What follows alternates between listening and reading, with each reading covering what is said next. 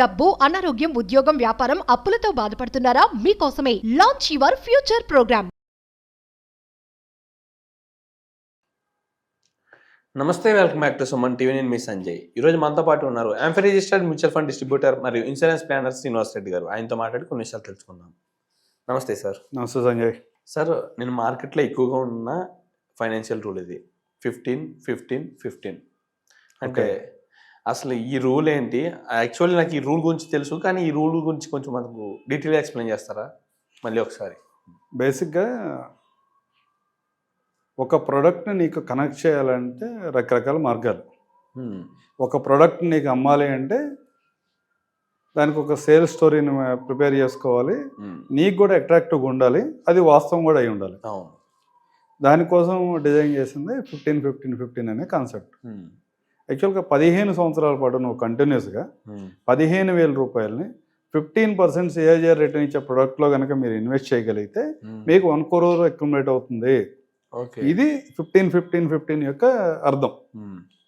ఎందుకు దీన్ని ఎట్లా క్రియేట్ చేశారంటే మార్కెట్లో ప్రతి ఒక్కరికి కూడా అంటే ఫిక్స్డ్ అసెట్స్ ఎన్నైనా ఉండొచ్చు, లేదా గోల్డ్లో ఎంతైనా ఇన్వెస్ట్మెంట్ ఉండొచ్చు, కానీ నీ మ్యూచువల్ ఫండ్ అకౌంట్లోనూ, నీ బ్యాంక్ అకౌంట్లోనూ, నీ స్టాక్స్లోనూ 1 crore ఉండటం అన్నది చాలామంది కళ. అవును సార్. దాన్ని ఇది చేయడం కోసం, రీచ్ అవ్వడానికి ఎలాంటి ఆప్షన్స్ ఉన్నాయి చెప్పడం కోసం మేము 15-15-15 అనే కాన్సెప్ట్ని అందరికీ ఎక్స్ప్లెయిన్ చేస్తూ ఉంటాం. Okay sir. ఇప్పుడు 15-15-15 రూల్ బాగుంది. అంటే ₹1,00,00,000 అంటే పెద్ద అమౌంట్. అవును. ₹1,00,00,000కి దారి చూపించే మార్గం ఇదంటే అందరూ ఆలోచిస్తారు, పెట్టిన ట్రై చేస్తారు. అవును. కానీ ఇప్పుడు మార్కెట్లో ఏ ఫండ్ మేనేజర్ చూసుకున్నా, ఏ అడ్వైజర్ చూసుకున్నా సరే 12%, 13%, 10% ఇదే చెప్పిన వాళ్ళు ఉన్నారు. అంటే మ్యూచువల్ ఫండ్స్ హిస్టరీలో ఎంత ఉందో మనకు తెలియదు, కానీ వాళ్ళు చెప్పింది అయితే యావరేజ్గా ఒక 13-12% ఖచ్చితంగా ఇస్తుందని మాట్లాడుతున్నారు. కానీ ఇందులో భిన్నంగా 15% అని చెప్తున్నారు. అసలు నిజంగా అలా పర్ఫామ్ చేసిన ఫండ్స్ ఏమైనా ఉన్నాయా ఈ విధంగా? ఎందుకంటే ఇవాళ మార్కెట్ ఏముంది అంటే సెబీ నుంచి కొన్ని గైడ్లైన్స్ ఉన్నాయి. మీ రిటర్న్ ఇంతకంటే ఎక్కువ ప్రొజెక్షన్ ఇవ్వద్దు అని కొన్ని స్పెసిఫిక్ గైడ్లైన్స్ ఉన్నాయి ఫండ్ మేనేజర్స్కి. ఫండ్ మేనేజర్ ఎప్పుడు కూడా చాలా కంఫర్ట్గా మాట్లాడతారు. ఒక 1 year తర్వాత మార్కెట్ పెరిగిద్దంటే ఐ డోంట్ నో అంటాడు. 10 years తర్వాత మార్కెట్ ఎలా ఉంటుందంటే కొన్ని ప్రొజెక్షన్ చెబుతాడు.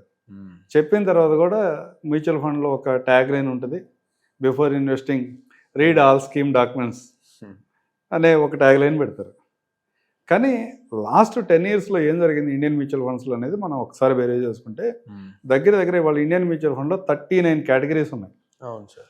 దాంట్లో మనకు తెలిసినవి జనరల్గా మనకు పాపులర్ అన్ని లార్జ్ క్యాప్ అంటాం, మిడ్ అంటాం, లార్జ్ అండ్ మిడ్ అంటాం, స్మాల్ అంటాం, ఫ్లెక్సీ క్యాప్ అంటాం, మల్టీ క్యాప్ అంటాం, లేకపోతే థెమెటిక్ ఫండ్స్ అంటాం, రకరకాల ఫండ్స్. ఇలాంటివి 39 కేటగిరీస్ ఉన్నాయి. ఓకే.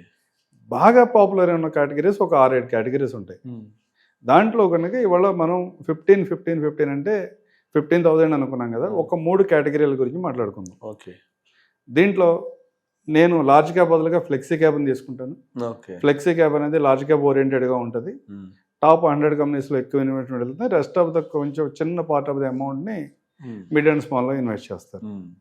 తర్వాత మిడ్ క్యాప్ని తీసుకుందాం, తర్వాత స్మాల్ క్యాప్ని కూడా తీసుకుందాం. మీరు ఏదైతే 15-15-15 అనుకుంటున్నామో 3 పార్ట్గా చేసి, ఈక్వల్ పార్ట్స్గా చేసి ఒక 5,000 రూపీస్ ఫ్లెక్సీలో, 5,000 రూపీస్ మిడ్లో, 5,000 రూపీస్ కనుక స్మాల్లో ఇన్వెస్ట్ చేస్తే రిటర్న్స్ ఎలా ఉంటాయో కంపేర్ చేసుకుందాం. ఓకే. బేసిక్గా 20 మ్యూచువల్ ఫండ్స్ ఇప్పటికి 10 సంవత్సరాలు కంప్లీట్ చేసుకున్నాయి ఇండియాలో. 10 సంవత్సరాలు 10 years కంప్లీట్ చేసుకున్న mutual funds 20 mid cap funds ఉన్నాయి. అట్లాగే ఫ్లెక్సీ క్యాప్లో 17 ఫండ్స్ ఉన్నాయి. ఓకే. అలాగే స్మాల్ క్యాప్లో ఒక 13 ఫండ్స్ 10 years కంప్లీట్ చేసుకున్నాం.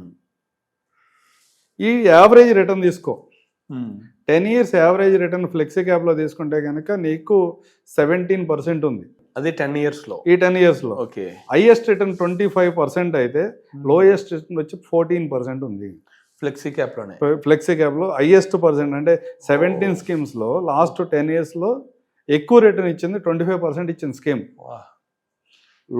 వరస్ట్ కేసులో కూడా 14% రిటర్న్ జనరేట్ చేసింది. అంటే అబ్జల్యూట్ వాళ్ళ ఎఫ్డి ఇంట్రెస్ట్ రేట్ 7% అనుకుంటే కనుక నీకు డబుల్ ద రిటర్న్ జనరేట్ చేసింది ఎఫ్డీతో కంపేర్ చేసుకున్నా కూడా. అవును సార్. అట్లా కాదు నేను 10 years కాదు 9 years చూస్తా, 7 years చూస్తా, 8 years చూస్తాను, ఎనీ కేటగిరీ, ఈ 3 కేటగిరీలో కూడా అంతే నేను ఈరోజు ఏదైతే మనం మాట్లాడుతామో దానికన్నా రిటర్న్స్ ఎక్కువే ఉన్నాయి కానీ తక్కువ లేవు. అట్లాగే మిడ్ క్యాప్ గురించి మాట్లాడదాం. Okay, mid cap average return 20% last 10 yearsలో. Average return 20%. Okay okay.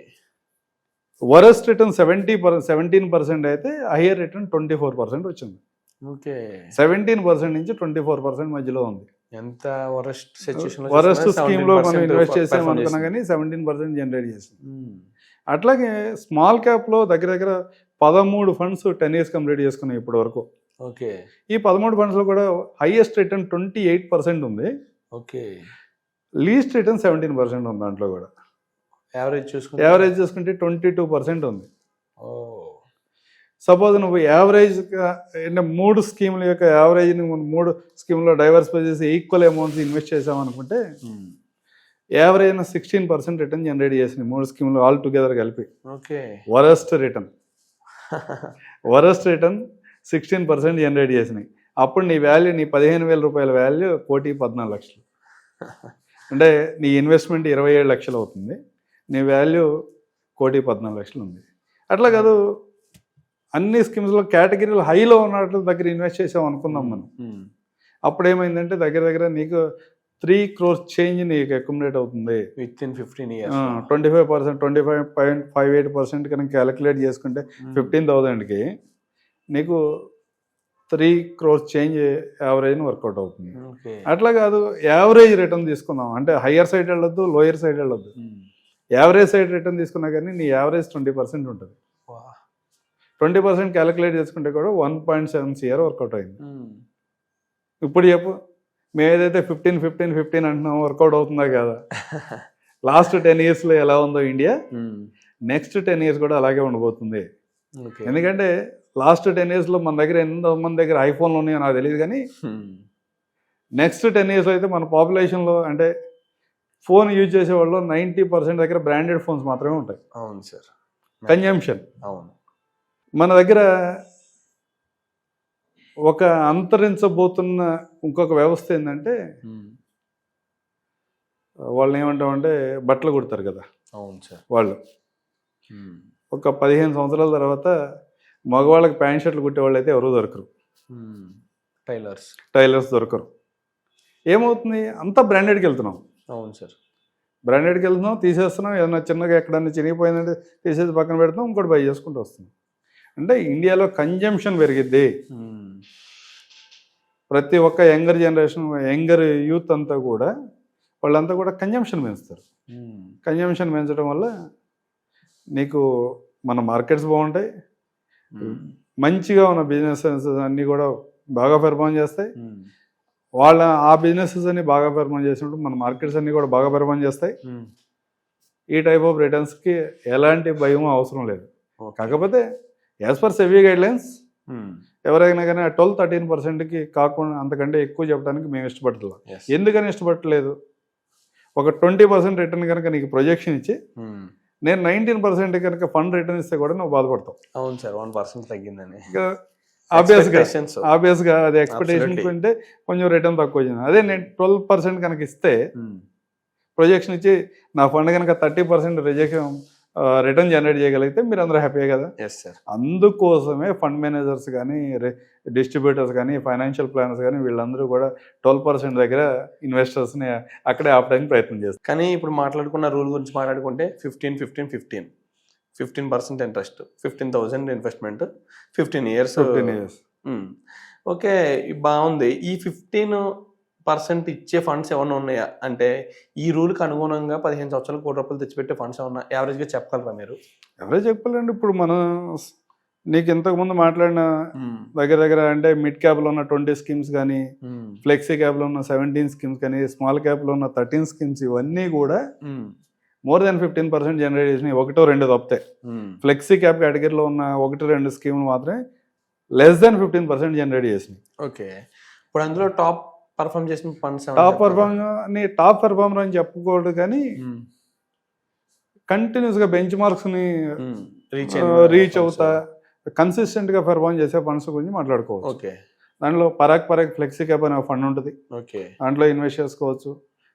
కంటిన్యూస్గా బెంచ్ మార్క్ని బీట్ చేస్తుంది, దాంతోపాటు కన్సిస్టెన్సీ ఉంది పెర్ఫార్మెన్స్లో.